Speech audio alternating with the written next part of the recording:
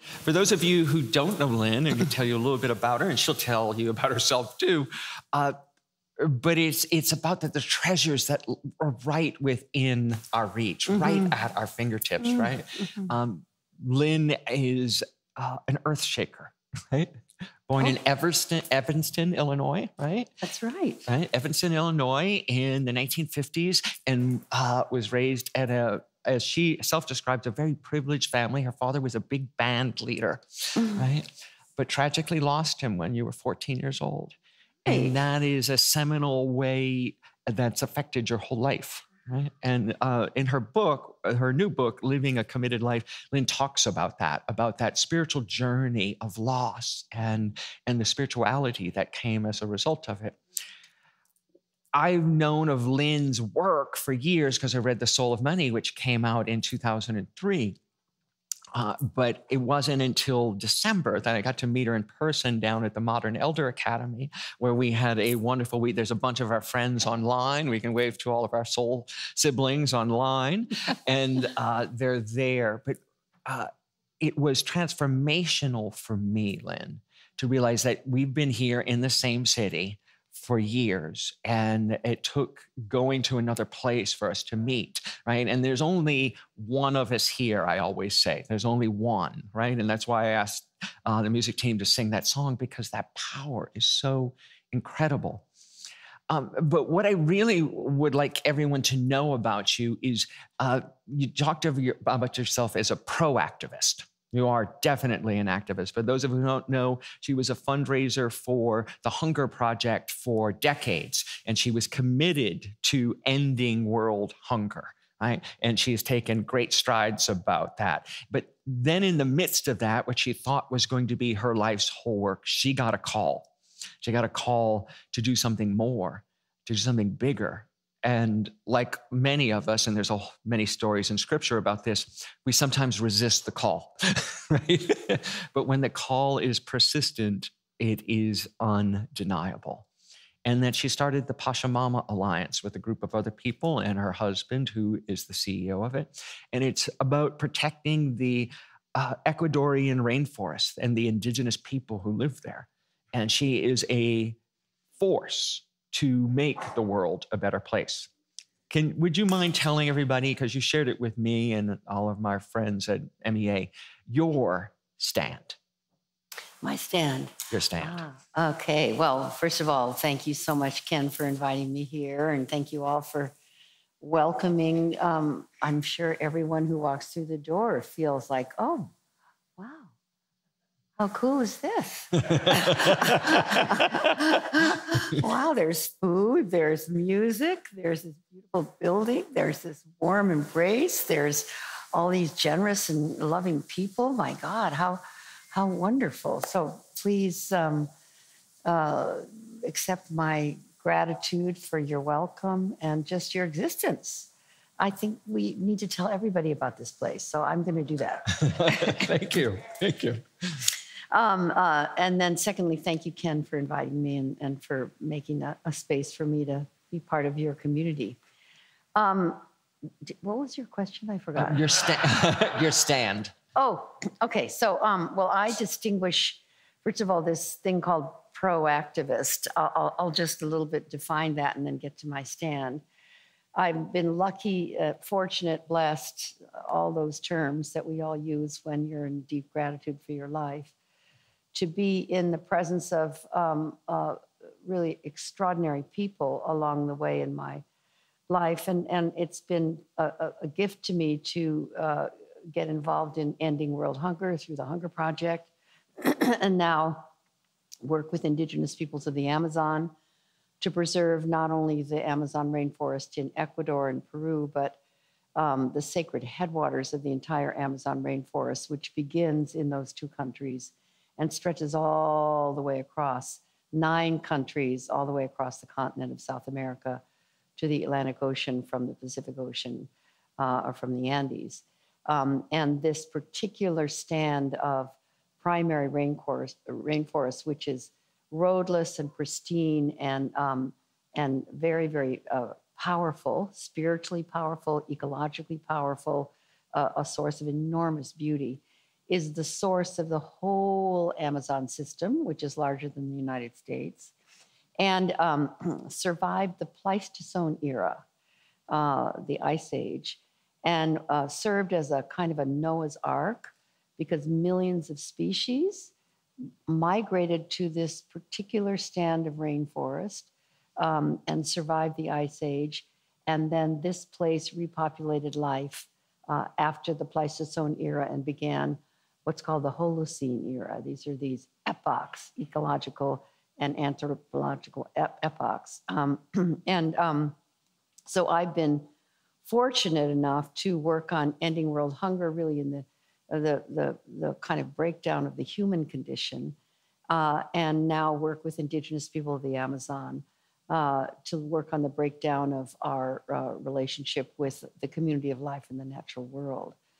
And working on breakdowns gives you the opportunity to plant the seeds for a breakthrough.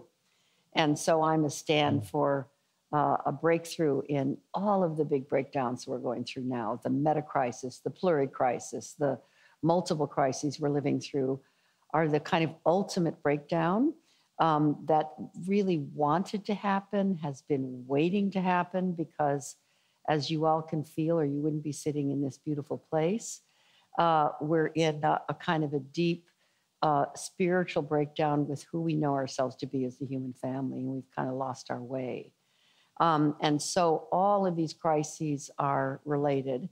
And to work on them as if something's wrong is not necessarily my way of doing things, or that something needs to be fixed, but rather that, that this is part of the evolutionary leap that we're in that wants to happen. And in order to do it, we almost need to go deep in order to go far in making the next leap as a human community, as a species, as a civilization, as life on Earth. And so when I call myself a pro-activist, it means I'm an activist for, not against. I totally respect the activists that are against things, and I know that there's a lot of things that are that need a really fierce opposition. That's just not my nature. So I'm more about pulling us towards a vision than fighting what is. And so I find myself a pro-activist standing for the vision that Ken so beautifully said when he opened, a world that works for everyone with no one and nothing left out, which I can tell is the stand for this wonderful place. And not being naive about what's in between us and that particular very, very beautiful vision that I think we all have, but not attacking it, but lovingly dismantling it, like hospicing the death of the old structures and systems that no longer serve us. When you hospice something, as you all know, probably hospice workers among us here, that which you want to hospice, let's go faster and with dignity and grace, rather than you have to attack to make it go away. And when you midwife that which wants to happen, it gets born with dignity and grace. So I consider us in a time where what's really called for is hospicing the old structures and systems that no longer serve us, while we midwife the birth of those structures and systems that we now realize will fulfill our destiny. And so in many ways, that's what I stand for. You could say love is the way through to transform our way of being, our way of seeing ourselves, to understand that really, to be really a little bit bold here, I'll say, as Indigenous people have shared with us, we need to end human supremacy.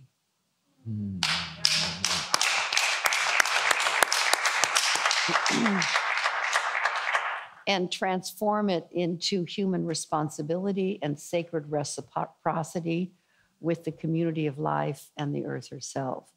So, you know, there's a lot of supremacies, a lot of hierarchies, colonialism and male supremacy and white supremacy and all these supremacies that we work on. But the original supremacy was when we actually thought the earth was here for us. And to end that way of seeing ourselves as the species at the top of the food chain, and it's all here for us to take whatever we want, to end that way of seeing and being will release us from all the supremacies that flowed from that, that kind of got derived from that. And that's kind of a new insight from Indigenous people that comes from the Kogi, the Achuar, the Zapara, the Shiwiar, the Kayapo, the Shipibo. These are Indigenous groups that are very, very, very rooted in their relationship with the mother and with the community of life. They didn't go through the Age of Reason and the Renaissance and the Enlightenment and all that stuff. So they never got caught up here in the rational mind that so dominates the way we think and be in the world today. They stayed humble and in right relationship with the community of life. So they can help us remember that that's where we came from. It's not foreign to us. It's something that we can, in this great turning, can be a great returning to ancient wisdom to inform the deep future. So I'm a stand for all of that stuff. So it was a very like one statement, but one way of saying it, we say at the Pachamama Alliance, we stand for an environmentally sustainable, spiritually fulfilling, socially just human presence on this planet as the new dream for humanity.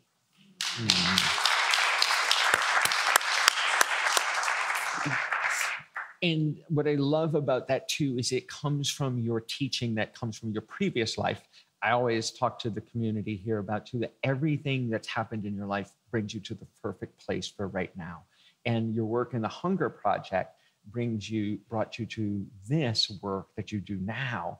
But the idea which you talk about in both of your books is the idea of sufficiency, right? And the sufficiency is different than abundance, and it's different than scarcity. And so I'd love for you to share with everyone a little bit about your idea and your really revolutionary idea that came from Mr. Fuller, of course, Bucky.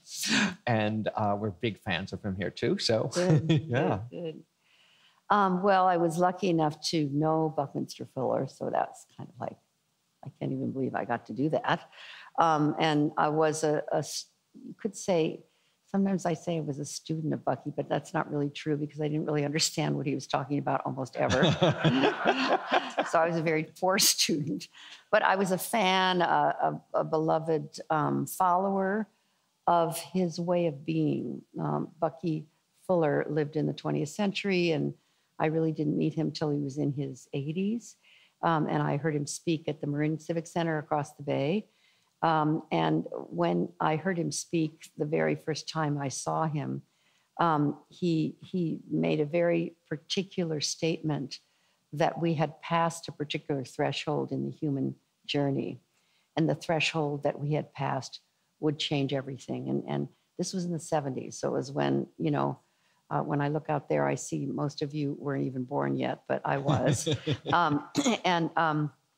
He said that humanity, by that time in history, was doing so much more with so much less, so much more with so much less, and that was the direction of our innovation, the direction of our science, the direction and the kind of source of the new technologies that were being invented, that we were on a path doing so much more with so much less, that we clearly live then and now in a world where there is, quote unquote, enough for everyone, everywhere to have a healthy and productive life. And yet we were living in structures and systems and societal creations that were rooted in a belief in scarcity, a profound and radically inaccurate belief that there isn't enough to go around, and somewhere somebody's always going to be left out. And that belief, that very, very deeply misunderstanding, he would say, of the human condition and of the universe, was faulty probably always, but certainly by the 70s, very clearly not true. That there is enough, it's still true, for everyone everywhere to have a healthy and productive life. As Mahatma Gandhi said, there's enough for our need, but not for our greed. and this distinction of enough is sort of a strange word, or sufficiency is another word that he used that I like to quote and remind us of, because in a culture that's rooted in a belief in scarcity, that there's not enough to go around, that creates this experience that somebody's always going to be left out. There's not enough to go around. And so your job is to accumulate as much as you can for you and yours, whoever you consider that to be, so that you and yours are not left out, even though somebody's going to be left out. You might even have to do it at their expense, but that's kind of noble because the job is to take care of you and yours. So it immediately creates an us and a them that's false.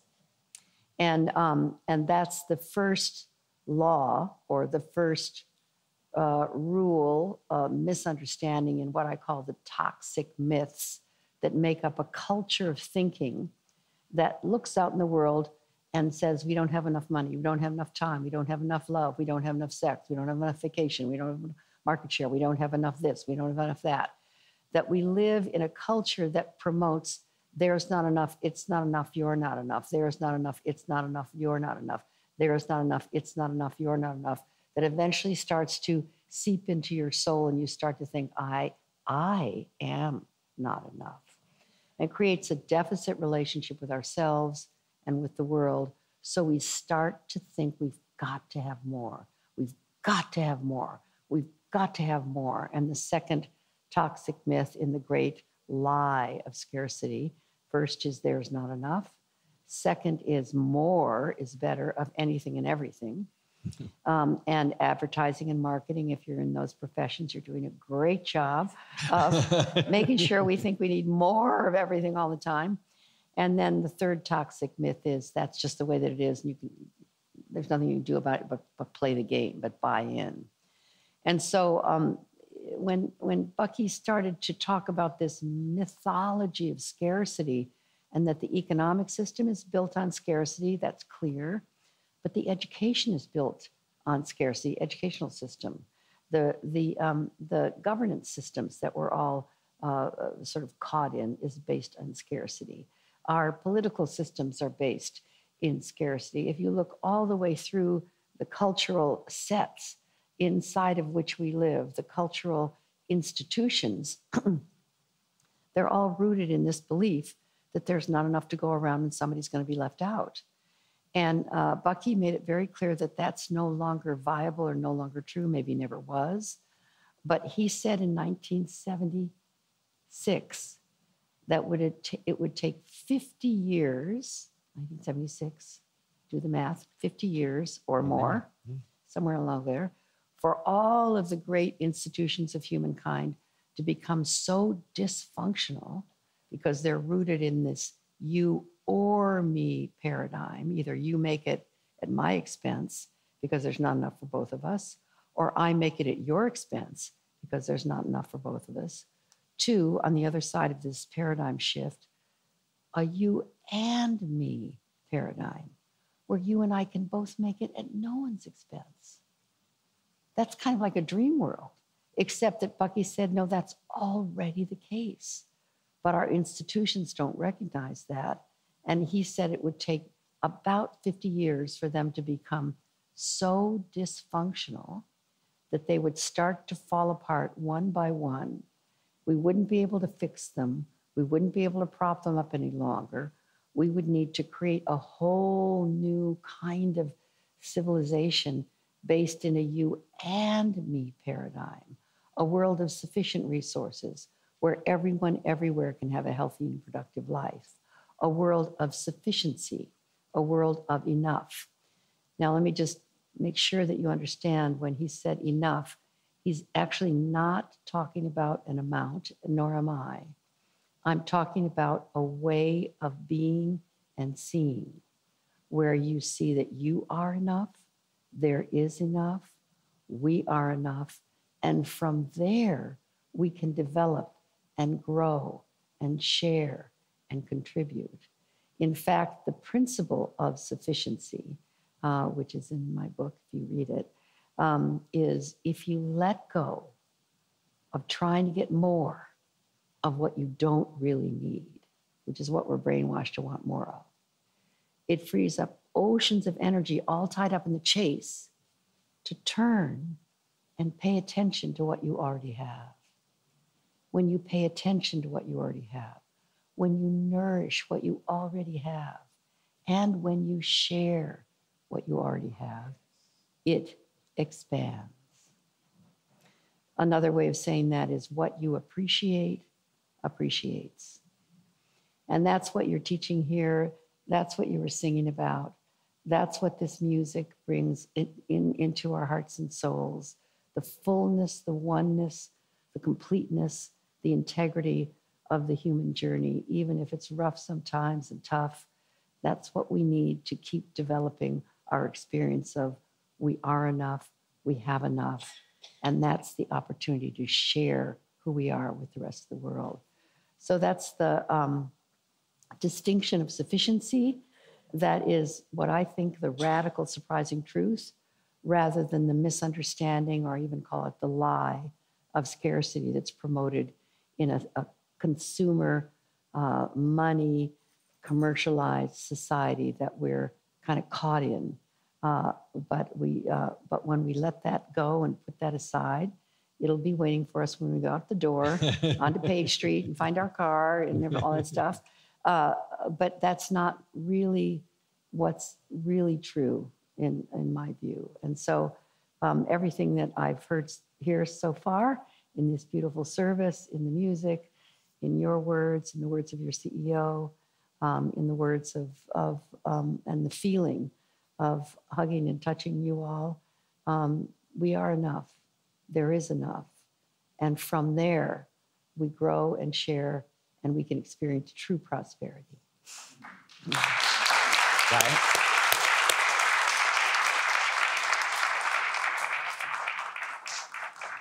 One of the things we talk about here a lot, all of that, and what you appreciate appreciates, right? Of course.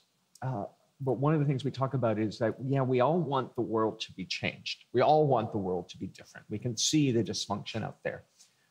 It's much harder to see the dysfunction in here. Right? Mm-hmm. And so doing that inside work is part of the journey. And you tell an incredible story of it in your first meeting with Mother Teresa.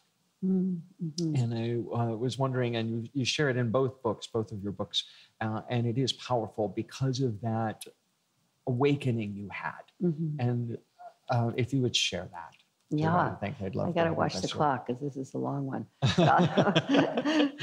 We got 10 minutes. Okay, we only have 10 minutes. Oh, I think I can do it. First of all, I was raised as a Catholic, so Mother Teresa was kind of a big deal. She probably was for everybody and still is. But as a young Catholic girl, I thought, she was the real deal for me. I wasn't so big on the quote unquote church part of Catholicism or the catechism and all the rules and stuff. But I loved the spiritual power that I received in the relationship with God. And, it was pretty clear that that's what she was all about, that it wasn't, anyway, I for a while, I thought even becoming a nun because I admire her so much. And I saw the movie, The Nun Story, starring Audrey Hepburn. If you're old enough, you'll know that she looked really, really good in her nun's outfit. And I thought, oh, I'd look really good in that too.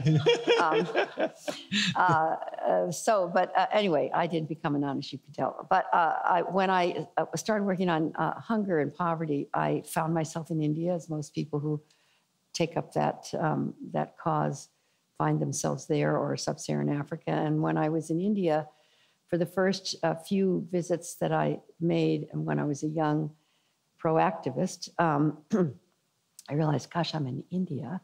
I'm working on hunger. Maybe I'll cross paths with Mother Teresa somehow. And I shared that with an Indian friend named Indira Koitra. And she said right away, oh, I know Mother Teresa, you know, like, I know Mother Teresa. I thought, you do?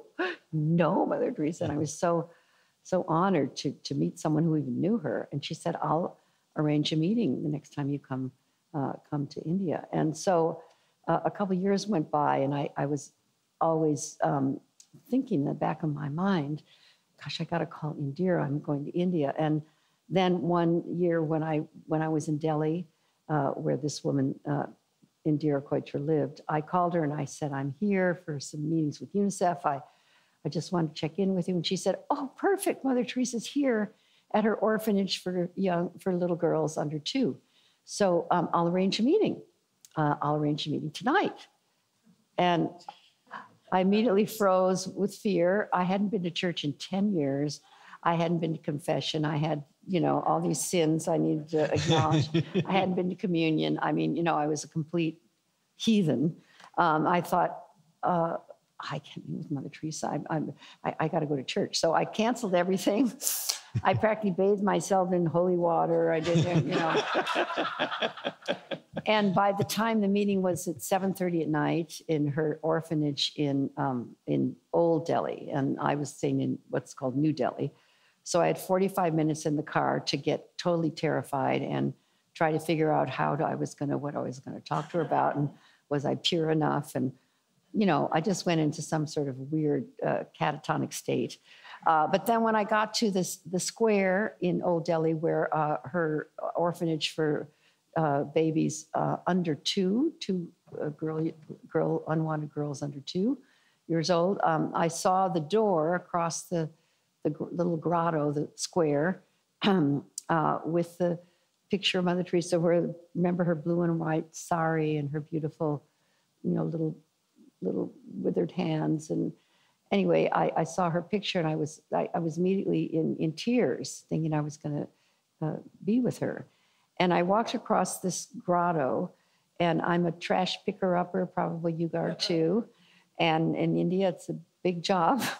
And I picked up trash along the way. I always kept a little bag in my pocket for trash. And then I got to the doorstep, and on the doorstep, there were 2 steps going up to the front door of the orphanage. And on the first step was a crumpled up piece of newspaper, which I went down to pick up. And when I picked it up, I realized inside of this crumpled up newspaper was a baby, a tiny, tiny, tiny premature baby girl, still alive.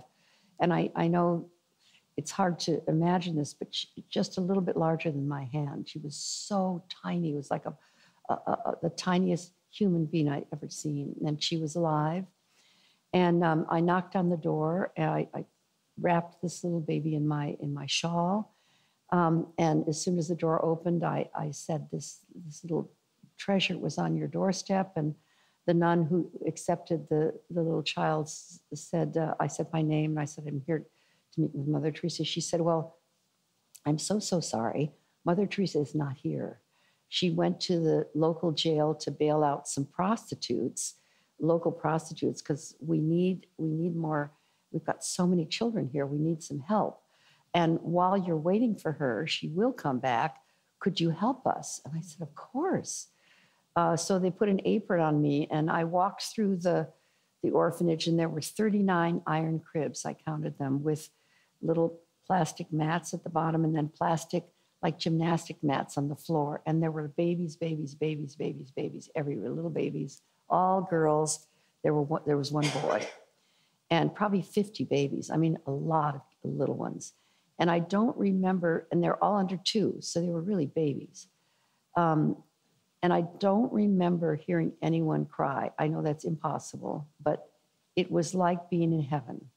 It was modest. There was the light was a wire with a light bulb on the end hanging down, and then another one over here and another one over there.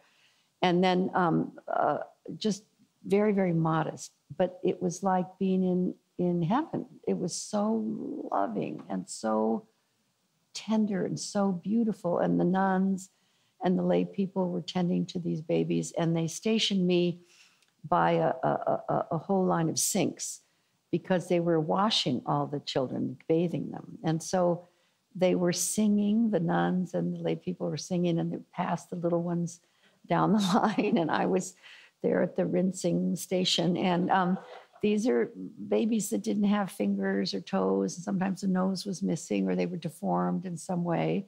Some of them were basically seemingly normal, but in many cases they were in some way given up because there was something not right about them. And they were just, it was so awesome. And I was just moved to my core. And I realized this is my meeting with Mother Teresa.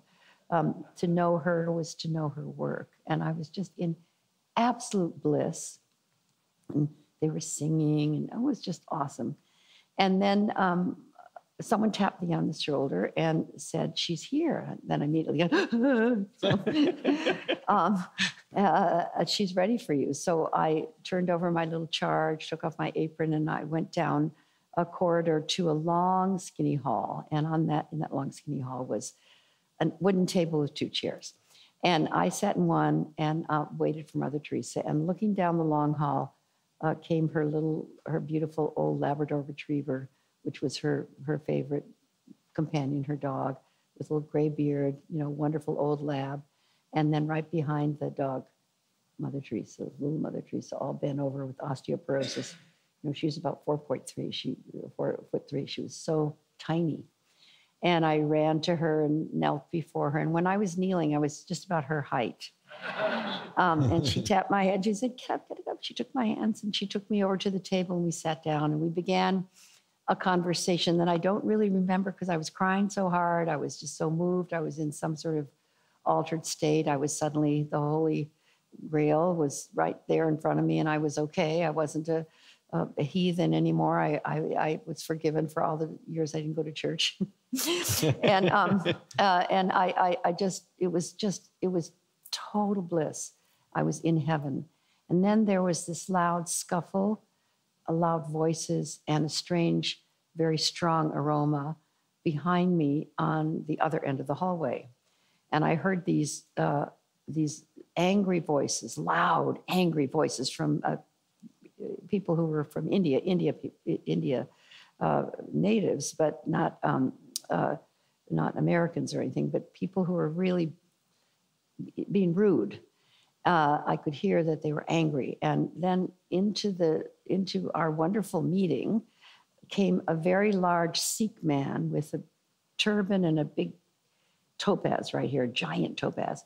And he had a kurta on, which is an Indian, very, very opulent.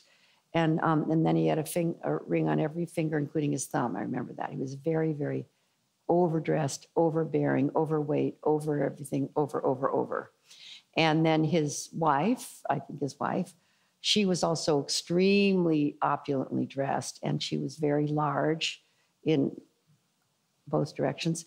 And she had, a sari, and then I remember she had a diamond in her nose and the diamonds that went to her ear like that. So she was very, very overdressed, over made up, lots of makeup, over perfumed, both of them were.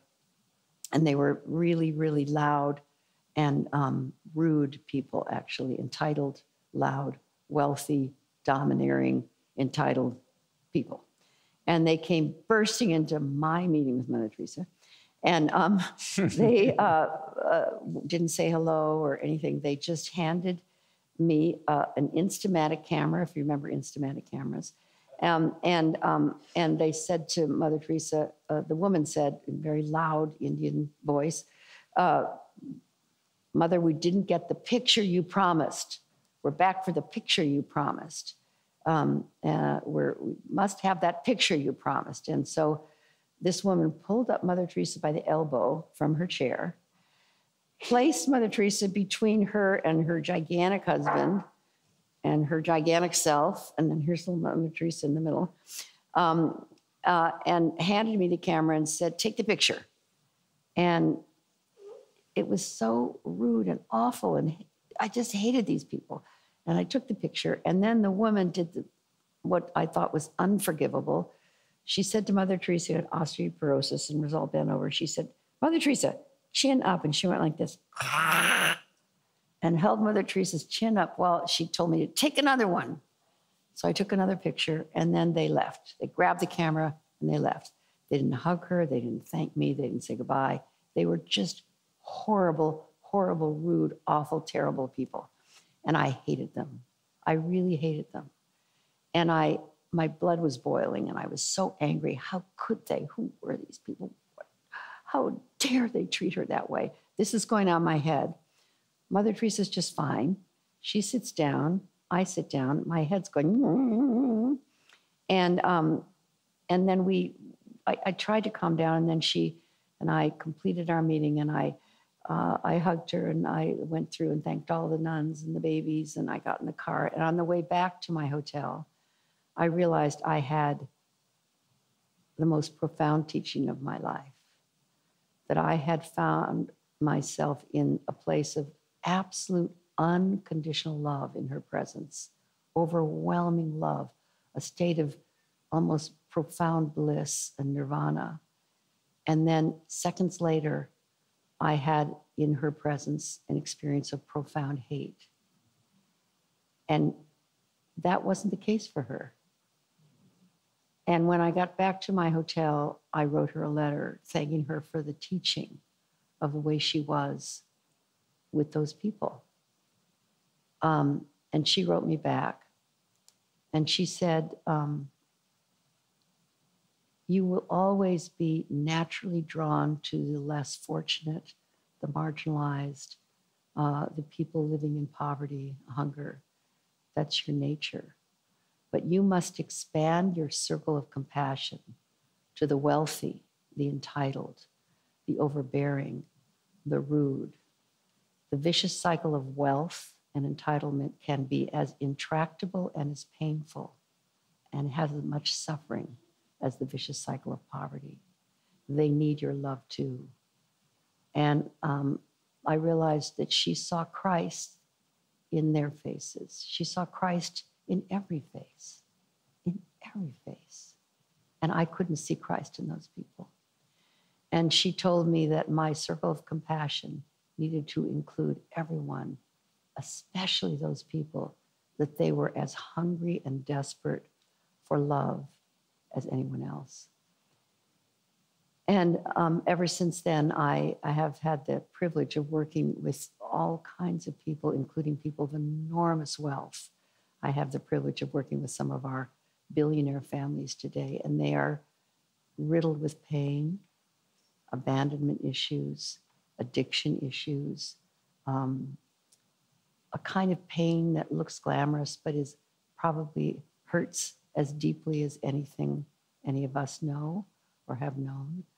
And Mother Teresa gave me that privilege and that beautiful teaching, and I will never forget it. And if I could find those two people again, I would bow to them because I know they were Christ for me too. Lynne Twist.